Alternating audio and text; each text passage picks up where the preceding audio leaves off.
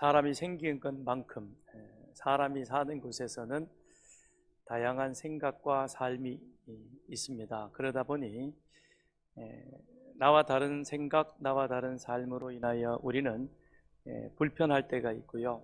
그 불편함이 깊어지다 보면 갈등으로 비화할 수 있게 되는 것이죠. 교회도 그러합니다.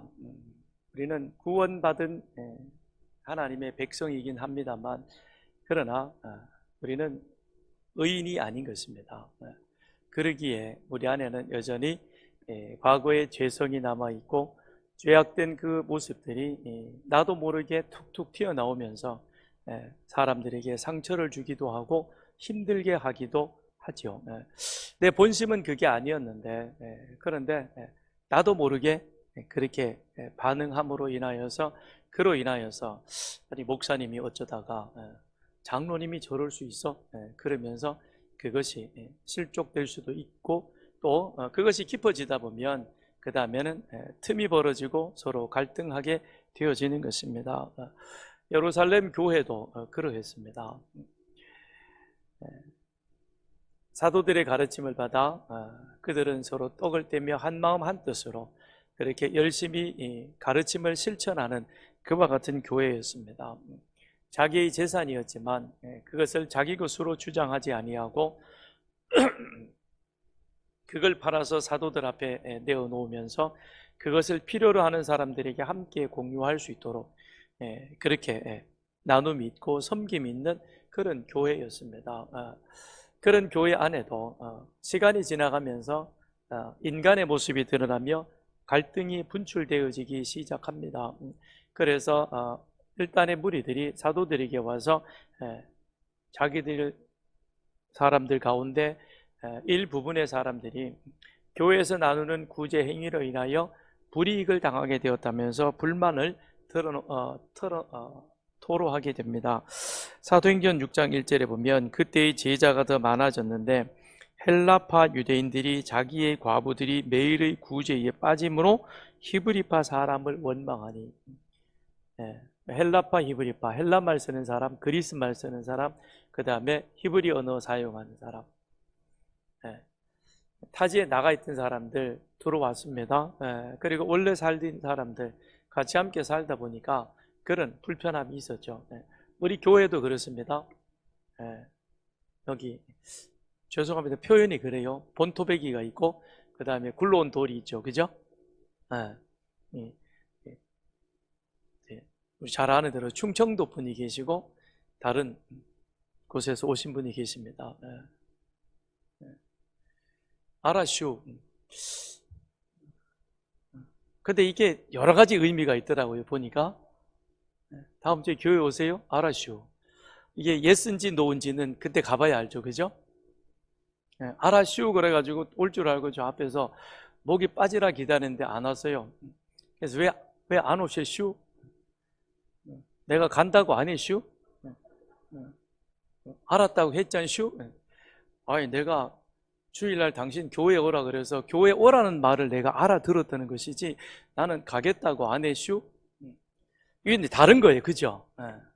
그러다 보면 그게 한 번, 두 번 반복되어지다 보면 우리는 서로 다르네? 그러면서 그것이 갈등이 될 수 있고 때로는 딴 생각들이 있게 되어진다는 겁니다. 예루살렘 교회도 그러했던 것이죠.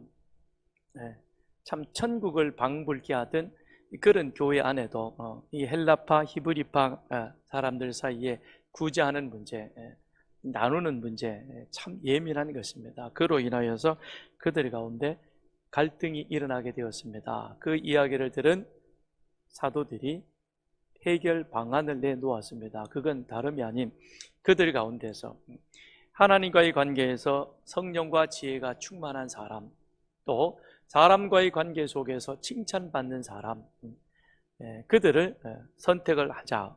그렇게 해서 7 집사를 선택을 하게 됩니다. 그래서 스데반, 빌립 같은 7 집사들이 그 일들을 맡게 되고, 그리고 이제 사도된 우리들은 우리가 해야 할 본연의 의무, 말씀과 기도하는 일에 우리는 전념하겠다라고 그렇게 교회 안에서 사역을 나누게 되었습니다. 그런데 그들에게 있어서 갈등이 있었고 그 갈등으로 인하여서 서로 상처받는 그런 시간들은 있었지만, 그러나 일곱 집사가 세워지고 사역이 나누어지게 되어지면서 상황은 잘 정리되어졌고 교회는 성장하게 되는 것입니다. 예루살렘 교회는 갈등은 있었습니다. 그렇지만 그 갈등의 기회를 성장의 기회로, 오히려 사역을 더 성장시켜 갈 수 있는 그런 계기로 만들었다는 것입니다. 그러니 이후에 교회는 더 건강한 모습으로 가게 되는 것을 보게 되는 것이죠. 그래서 교회 안에도 이런 갈등을 해결할 수 있는 그런 기구라 절차들이 있습니다. 당회가 그와 같은 일들을 하는 것이고, 그 다음에 재직회나 공동의회가 더 크게 보면 바로 그와 같은 역할들, 일들을 하게 되는 것입니다. 그래서 저희들이 이번에 항존직 직분자들을 세우는 것도 그렇습니다. 그들이 리더십을 잘 발휘해서 주님 닮은 사랑과 섬김의 리더십으로 그것을 그들의 삶 속에서 실천해 간다면, 우리 안에는 흔히 갈등이라는 것은 피할 수 없는, 사람이 살아감에 있어서는 존재할 수밖에 없는 문제이긴 하지만 그것을 잘 조정하고 해결하여서 믿음이 강한 자는 더 폭넓은 모습으로 사랑과 섬김의 삶을 살아가게 될 것이요, 연약한 믿음의 사람들은 그 일을 통해서 그 믿음이 더 성장해 갈 수 있는 그런 계기가, 기회가 되어진다는 것입니다. 그러므로 교회는 아무런 문제가 없다, 아닙니다. 교회는 갈등이 있고 문제가 있다라고 성경은 말씀해 주고 있습니다. 그 문제는 중요한 것이 아니라 어떻게 우리가 그것을 해결하고 극복해서 오히려 그것을 기회로 사역이 확장되어지고 교회가 더 성장하고 그 다음에 부흥되어 가느냐. 그렇게 되어진다면 우리와 하나님 모두에게 기쁨이 되고 함께 은혜를 나누는 그런 복된 자리가 될 것입니다. 로마 교회 안에도 이런 갈등의 문제가 있었습니다. 먹는 문제였던 것이죠. 지난 시간에 말씀드렸듯이 오늘 우리에게 있어서는 먹는 문제가 중요하진 않습니다. 그러나 이 초대교회 상황 속에서는, 특히 이 땅에 그 상황에서는 이제 유대교에서 유대인들에게서 예수 십자가 사건 이후로 그 복음이 땅끝까지 확장되어 가는 과정 속에 있는 것입니다. 그럴 때에 교회 안에는 유대인도 그리스도인도 있고 이방인 그리스도인이 있고 그들의 삶의 문화와 환경이 다르다 보니까 먹는 문제, 그 다음에 절기의 문제, 날들의 문제가, 이것이 복음이 확장되어 가는 과정 속에서는 반드시 극복하고 해결하고 조화를 이루어야 할 그와 같은 문제인 것입니다. 그런데 그 문제가 어디에도 있었느냐? 로마 교회 안에도 있었다는 것이죠. 우리 13절을 가서 보십시다. 그런즉 우리가 다시는 서로 비판하지 말고 도리어 부딪힐 것이나 거칠 것을 형제 앞에 두지 아니하도록 주의하라. 전반부에서 바울은 이제 그 부분에 대해서는 우리가 서로 인정하고 비판하거나 정죄하지 말자. 왜냐? 우리 모두는 하나님이 받으신 자들이다. 비록 우리가 모양과 삶의 자리가 다 다를지라도, 혈통이 다르고 그 다음에 종족이 다를지라도 하나님이 우리를 받으셨다. 즉 예수님께서 십자가에 달려 돌아가심으로 말미암아 우리는 그 보혈의 은혜로 구원받은 하나님의 자녀, 하나님의 백성이다라고 하는 것입니다. 그러기에 우리는 비판하지 말자라고 얘기했습니다. 그런데 비판하지 아니하는 것만으로 끝나는 것이 아니라 거기에서 우리는 한 걸음 더 나아가서 우리의 행동까지도 조심해야 된다는 겁니다.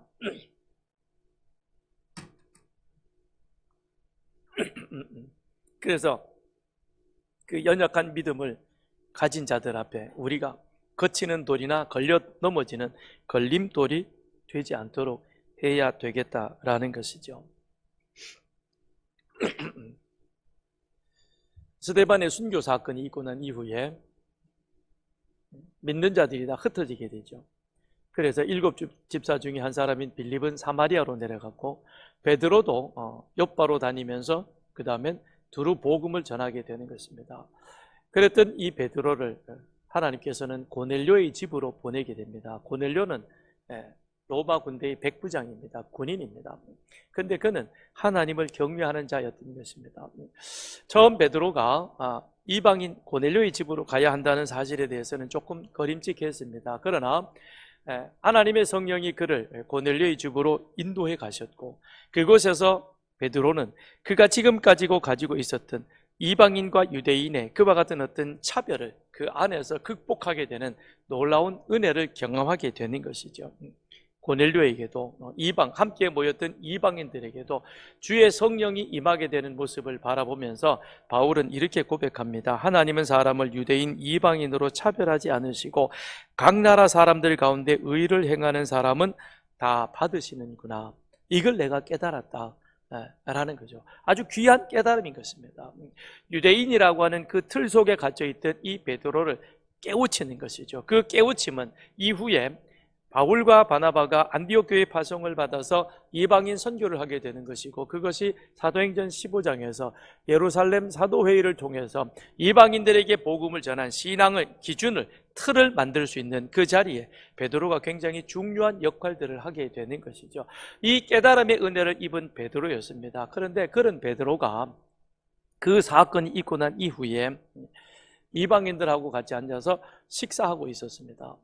이미 베드로는 고넬료의 그 집 안에서 역사하는 하나님의 성령의 은혜를 경험했기에 이방인하고 식사하는 것이 그에게는 큰 문제는 되지 않았습니다. 당시로 보면 파격인 것이죠.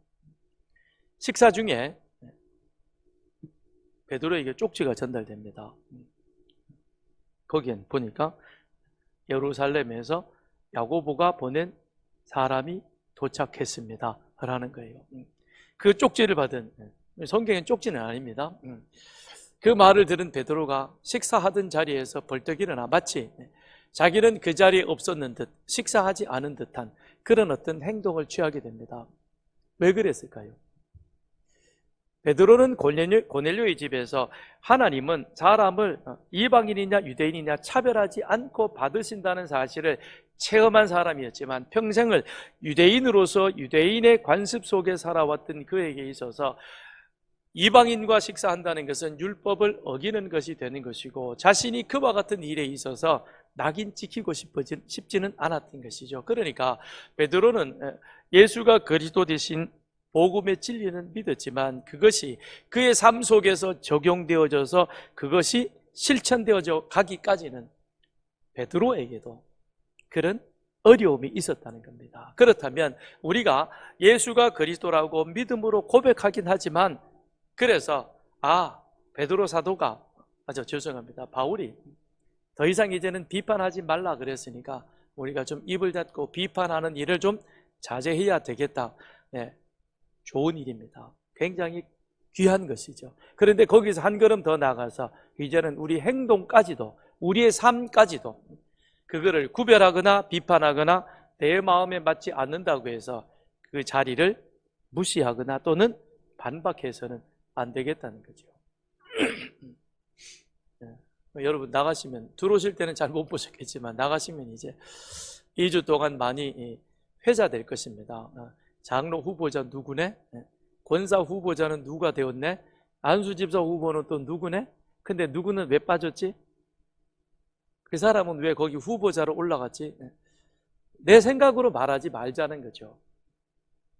물론 이 일을 함에 있어서 당회도 상당히 기도하고 또 기도할 뿐만 아니라 그리스도인으로서 성도가 갖춰야 할 기본적인 그와 같은 이 의무, 예배, 그 다음에 헌금, 봉사, 그 부분에 있어서 그래도 어느 정도 이 정도면 항존직으로서 그 직무를 잘 감당할 수 있을 것이다.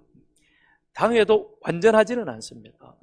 완전하지 않는 우리들이 후보자를 내세운다는 그 자체에도 굉장한 두려움 속에서 당회도 머리를 맞대고 기도하면서 그 하나하나를 그렇게 뽑아 올렸습니다.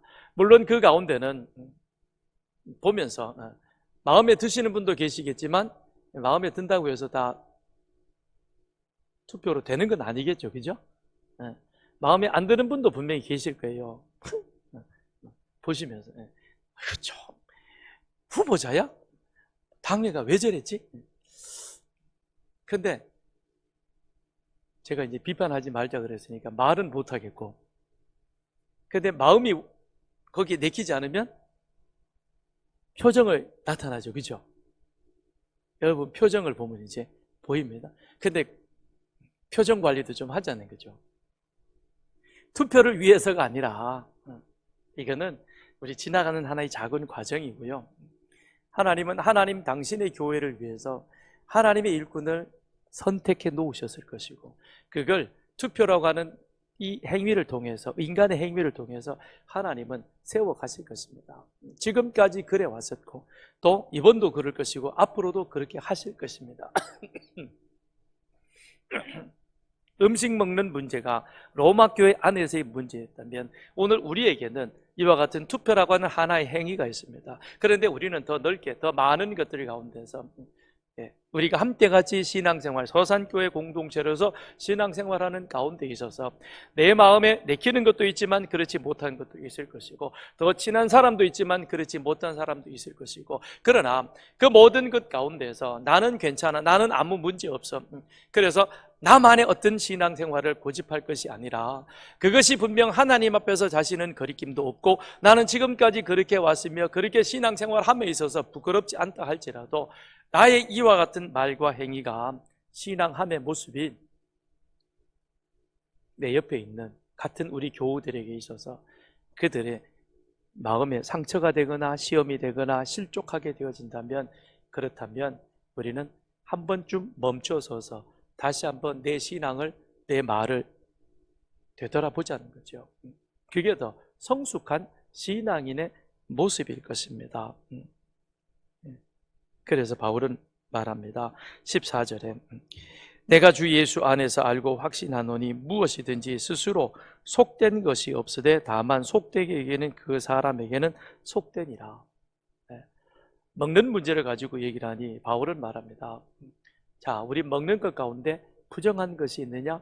그렇지 않다는 것입니다. 문제는 이 음식이 부정하다고 얘기하는 그 사람의 마음이 뭐가 되느냐? 속되다는 것이죠.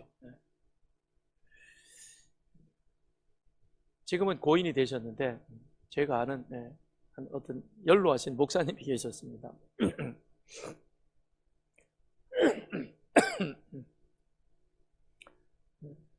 그 목사님이 한 번은 설교하시면서 그런 말씀을 하세요.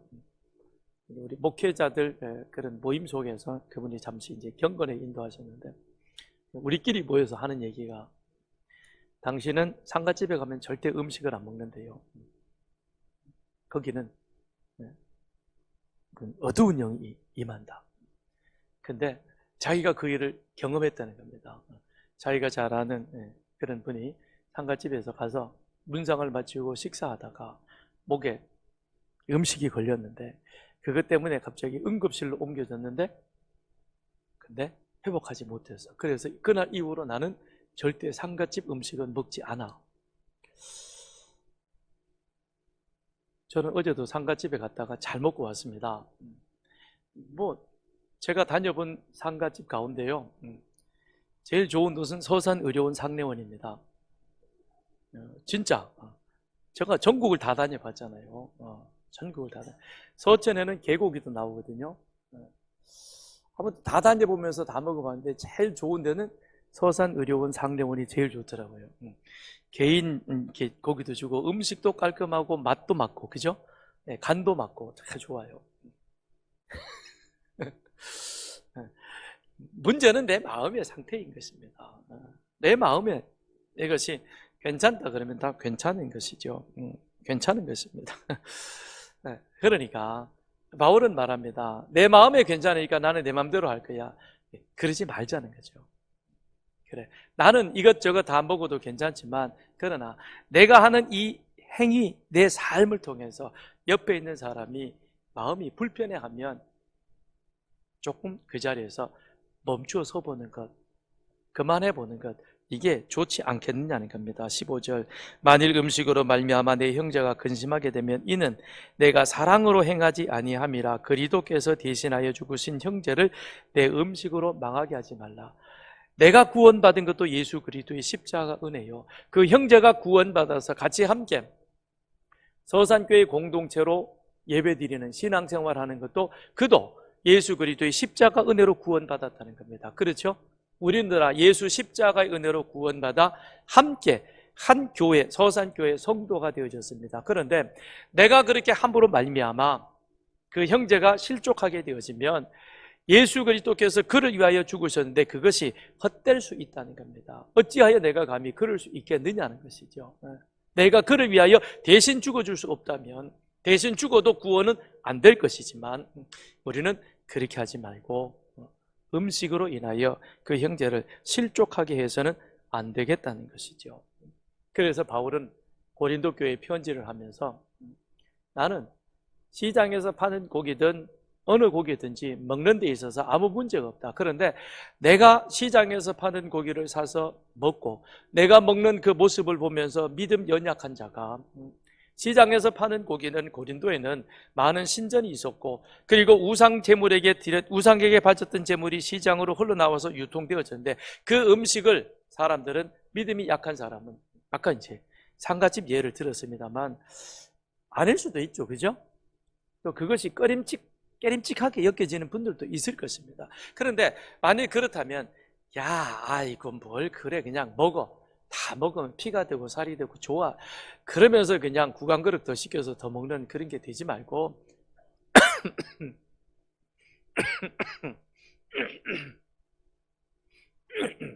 그분이 그로 인하여서 불편하게 생각하면, 바울은 나 평생 고기 안 먹어도 돼. 내가 삼겹살 못 먹는다고 해서 내 인생에 큰 문제가 생기겠습니까? 그렇지 않아요. 그죠? 다른 건 먹으면 되겠죠. 그래서 믿음이 연약한 사람, 그들을 배려해주고 그들을 위해서 내가 할 수 있는 것들을 오히려 포기하는 것, 이것이 강한 믿음이요 큰 믿음이 아니겠느냐. 그래서 16절로 18절에 그러므로 너희 선한 것이 비방을 받지 않게 하라. 하나님의 나라는 먹는 것과 마시는 것이 아니요 오직 성령 안에 있는 의와 평강과 희락이라. 이로써 그리스도를 섬기는 자는 하나님을 기쁘시게 하며 사람에게도 칭찬을 받느니라. 그래서 우리가 구원받은 우리는 나를 위해서도 살아야 되겠지만, 그러나 더 우리는 타자, 남을 위한, 특히 믿음이 연약한 자들을 위한 그와 같은 삶이 되어져야 한다는 것입니다. 왜 그러죠? 교회는 나 혼자 사는 것이 아닙니다. 그리고 신앙생활도 나 혼자만이 하는 것은 아닌 것입니다. 우리는 함께 어우러져서 같이 신앙생활하는 겁니다. 그래서 가정교회 모임을 통해서 함께 같이 모여서 같이 함께 듣고 나누고 그리고 격려하고 기도해주는 이런 모습들이 우리 교회 안에 있는 것입니다. 그러니 교회 안에 건강한 사람, 건강하지 못한 사람, 물질에 있어서 여유로움이 있어서 무엇이든지 자기가 하고 싶은 대로 하는 사람이 있는가 하면, 내일 당장 필요한 것들 때문에 지금 이 시간도 마음 졸여 하나님 앞에 기도하는 그와 같은 분들도 계십니다. 믿음이 강한 자도 믿음이 약한 자도 함께 모여서 같이 신앙생활하는 것이 바로 교회 공동체인 것입니다. 그러므로 나의 신앙 양심에 거리낌이 없다고 내 생각대로 내 방식대로 살아왔던 모습으로 사는 것이 아니라 나의 말과 행동이 교회 공동체에, 특히 믿음이 연약한 자에게 어떤 영향을 줄 수 있을 것인가, 우리는 한 번 더 생각해보고 한 번 더 조심해서 행동하는 것, 이것이 무엇이냐? 바로 하나님을 기쁘시게 하는 것이다. 그것이 사람에게도 칭찬받는 모습이 되어진다라고 하는 것입니다. 그러면서 우리는 사소하게 먹는 것 때문에 서로 비방하고 비판하지 말고, 하나님의 나라는 본질적인 것은 무엇이냐? 의와 평강과 희락이라 라고 말씀하고 있습니다. 의라고 하는 것은 하나님과의 교제가 바르게 회복된 모습인 것입니다. 즉 예수가 그리스도 되심을 믿음으로 온전히 고백하여 이제는 하나님 중심으로 살겠다는 신앙의 고백인 것이죠. 그러면 평강이라고 하는 것은 이렇게 하나님과의 교제가 회복된 그들이 그 다음 사람들과 화평한 상태를 만들어가는 것, 이것이 평강, 샬롬인 것입니다. 바로 이렇게 살아갈 때에 하나님과의 바른 관계 속에서 이웃 주변 사람들과 더불어 함께 하나님의 샬롬을 실천해가는 그 사람의 마음에 무엇이 주어지느냐? 화평이 주어진다는 겁니다. 희락이 있다는, 기쁨이 있다는 것입니다. 이것이 여러분과 저의 신앙의 모습이기를 축원드립니다. 하나님과는 바른 관계로, 그리고 그 바른 관계가 내 주변 사람들과는 거치는 돌이 아니라 서로 같이 편안하게 하나님의 샬롬의 평강을 주고받으며 그 주고받음 속에서 내 자신을 하나님 앞에 바라보았을 때 하나님이 나에게 내려주시는 희락의 내적인 기쁨이 충만한 분, 그것이 바로 나이기를 바랍니다. 아멘이십니까? 내가 아니라 여러분 말이에요. 여러분 한 사람 한 사람이 그렇게 되기를 바라는 겁니다. 이것이 실천되어지는 곳, 예루살렘 교회가 그러했지요. 그러다가 갈등이 있었지만 그 갈등이 잘 정리가 되니까 더 건강한 교회로 나아가게 되는 것이죠. 그래서 하나님을 기쁘시게 합니다. 사람에게 칭찬받는 아름다운 교회가 되는 것입니다. 그러기 위해서 우리에게 갖춰야 할 것이 있습니다. 그게 무엇이냐?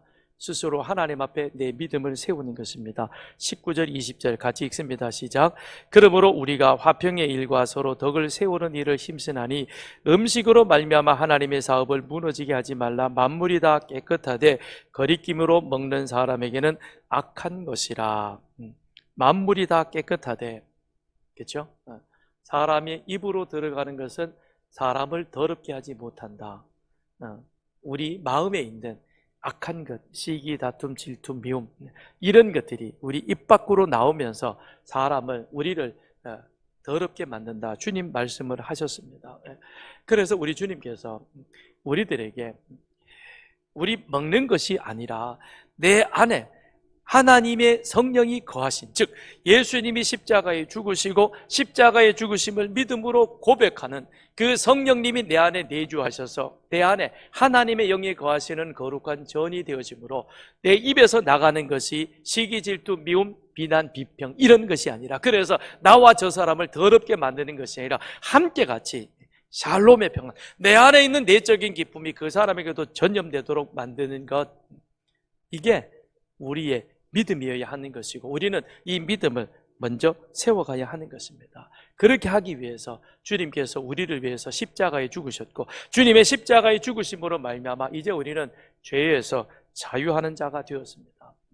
죄에서 자유하는 자가 되어서 하나님을 믿으며 또한 그 믿음대로 우리는 주님을 사랑하고 교회를 사랑합니다. 이 자리에 예배하는 여러분과 저는 하나님을 사랑합니다. 아멘이죠? 예수님을 사랑합니다. 되게 점잖게 아멘 하시네. 그리고 우리는 교회도 사랑합니다. 그렇죠? 그런데 하나님 사랑, 예수님 사랑, 교회 사랑이, 우리는 다 같이 사랑합니다라고 고백하지만 사람의 자라온 형편과 삶의 자리에 따라서 그게 달라집니다. 어떤 사람은 철저하게 하나님 사랑하는 사람이 있고요, 어떤 사람은 대강 하나님 사랑하는 사람이 있습니다. 그런데 어떤 사람은 대강 철저히 사랑하는 사람도 있어요. 대강 사랑한다고 해서 하나님 사랑하지 않는 게 아니라 자기 삶의 틀이 그런 거예요. 어떤 사람은 소트를 뽑아서 그 자리에 꼭 꼽아야 직성 풀리는 사람이 있어요. 그렇죠? 그래서 주보를 받더라도 이게 이제 좀 바빠가지고 좀 삐뚤게 접어졌으면 어때요? 다시 이렇게 탁 맞춰가지고, 그리고는 그 앞에 딱 놓아야 마음이 편안한 분이 계세요. 그 어떤 분은 어때요? 주보가 뭐 그렇든 말든 그냥 그런 분도 계세요. 그죠? 그래서 철저하게 사랑하는 분도 계시고 대강 사랑하는 분도 계시고, 어떤 거는 그냥 대충대충 가는데 또 어떤 거는 또 꼭 이렇게 철저하게 하는, 그래서 대강 철저하게 하시는 분이 계시다. 근데 그렇다고 해서 나는 철저하게 하나님 사랑하는데 저 사람은 대강 사랑한다, 그런다고 해서 하나님 사랑하지 않는 걸까요? 아니에요. 사람 방식에 따라서 그게 다를 뿐인 것이지 하나님 사랑하는 것은 똑같다라는 것입니다. 근데 내 방식대로 내가 철저히 하니까 너도 주보 받으면 똑같이 접어, 이러면 그 사람에게 이게 스트레스가 돼요. 예배를 못 드리는 거예요. 그러면 이 자리에 앉아서. 그러지 말고 그 사람은 그런가 보다, 나는 이렇게 할래. 그러고 그렇다고 주보 딱 접는 걸 보면서 옆에서 그건 뭐 한 번 보고 말 건데 꼭 그렇게 그러냐, 그러지 말고 말씀이나 잘 들어. 그러면 자꾸 옆 사람 찌르지 말라고요. 그럼 나가서 국수 먹고는 집에 갈 때 싸우죠. 그죠? 예. 그러니까 사랑하는 방식이 다르다는 겁니다. 내 방식대로 자꾸 그거를 강요하지 말라는 것이죠. 우리는 다 하나님 사랑합니다. 그러나 사랑하는 방법이 조금 다를 뿐인 것입니다. 중요한 것은 우리 마음 안에서 주님이 주신 그 귀한 말씀을 가지고 하나님과 사람과의 관계 속에서, 하나님과의 바른 관계 속에서 그 사람들과 더불어 함께 샬롬의 평강을 이루는, 그래서 화평을 세우고 하나님의 교회를 든든히 세워가는 일, 그것이 저와 여러분의 일이요, 그 일을 감당하는 것이 무엇이냐? 믿음이라는 것입니다. 그래서 22절, 내게 있는 믿음을 하나님 앞에서 스스로 가지고 있으라. 자기가 옳다 하는 바로 자기를 정죄하지 아니하는 자는 복이 있도다. 의심하고 먹는 자는 정죄되었나니 이는 음식을 따라 하지 아니하였기 때문이라. 믿음을 따라 하지 아니하는 것은 다 죄라고 말씀합니다. 구약 시대에는 음식이나 절기나 날이 문제가 될 게 없습니다. 그들에게 있어서는 다 남자들은 할례 받으니까 할례 받는 문제도 그것이 그들에게는 걸릴 일이 없는 것입니다. 그러나 예수님이 십자가에 달려 돌아가시고 이제는 예수 그리스도의 귀한 복음이 구약의 틀 속에서 전해지는 그 가운데 있어서는 할례 문제도 걸리게 되고 음식 문제도 마음에 불편하게 되어지고, 더 나아가서는 절기와 날의 문제들도 함께같이 우리에게는 불편한 과제가 되어질 수 있는 것입니다. 그러나 이것은 복음이 확산되어지고 확장되어지는 과정 속에서 우리가 극복해야 될 문제이지, 이것 때문에 복음이 그냥 예루살렘에 주저앉아서는 아니 된다는 것이죠. 그래서 바울은 말하고 있습니다. 자, 음식 그거 비본질적인 거야. 본질은 무엇이냐? 하나님 앞에서 내 믿음이 온전하게 세워져 있느냐, 내 믿음이 하나님 앞에서 나와 하나님과의 관계가 바르게 세워져서 그리하여 내 안에 그 하나님의 믿음으로 말미암아 이웃과 형제와 더불어 함께 화평을 실현해 가야 된다는 주님의 가르침이 내 속에서 살아 역사한다면, 그렇다면 우리는 이런 문제는 얼마든지 넘어갈 수 있다는 겁니다. 그러므로 하나님 앞에서의 내 믿음이 어떤 모습으로 서 있느냐, 내게 있는 믿음, 22절, 하나님 앞에 스스로 가지고 있으라. 이랬을 때의 그 믿음은 예수가 그리스도이심을 고백하는 바로 그와 같은 믿음. 하나님의 은혜로 우리는 죄사함을 받아 그리하여 저와 내가 그리스도 안에서 한 형제 자매임을 믿음으로 고백할 줄 아는 바로 그 믿음. 그래서 저도 나도 함께 예수 십자가의 은혜로 죄에서 자유함을 받은, 그래서 이제는 그 사랑을 함께 누리는 자가 되었다는 것입니다. 이 믿음을 하나님 앞에 바르게 세우라는 것이죠. 그 믿음을 우리는 다시 한번 바르게 세워야 될 것이고, 그것을 확인해야 될 것입니다. 그러기 위해서는 세 가지가 우리가 꼭 필요할 것입니다. 첫째는 하나님 말씀을 잘 아는 지식이 있어야, 그래야 내가 예수 그리스도로 말미암아 구원받아 하나님의 자녀 되었지만, 그러나 그것이 흔들림 없이 치우침 없이 그리스도 말씀 안에서 든든히 세워갈 수 있는 것입니다. 그래서 참과 거짓, 진리와 이단. 그래서 신천지가 요즘 여기저기를 막 쑤시고 다니거든요. 거기에 그들이 자주 하는 질문 60여 가지를 우리 총회 이단 대책본부에서 그걸 분석해서 설명해 놓았습니다. 그걸 우리가 숙지하고 있으면 이단인지 아닌지를 구분할 수 있게 되겠죠. 그래서 여러분들이 공부할 필요가 있는 겁니다. 그래서 성경도 공부해야 되고 이와 같은 이단에 대한 것도 우리가 잘 알고 가야 하는 것입니다. 그 다음엔 우리의 양심의 소리에 우리는 예민한 자가 되어야 합니다. 예수 그리스도를 구주로 고백한 우리에게 성령이 이제는 우리 안에 내주하고 계십니다.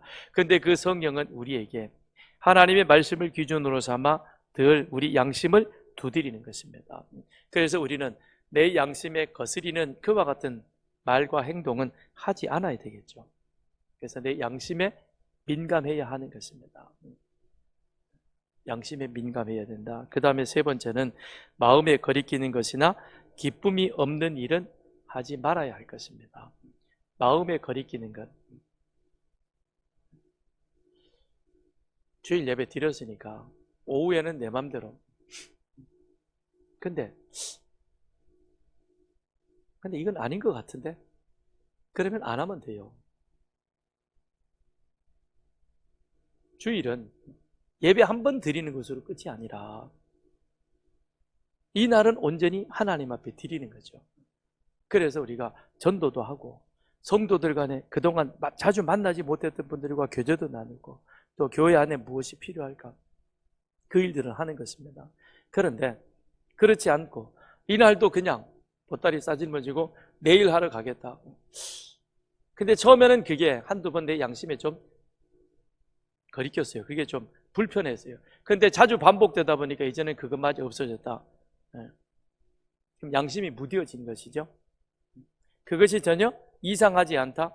믿음이 이상한 쪽으로 흘러가고 있지는 않을까. 다시 한번 그 부분에 대해서 우리는 깊이 숙고할 필요가 있을 것입니다.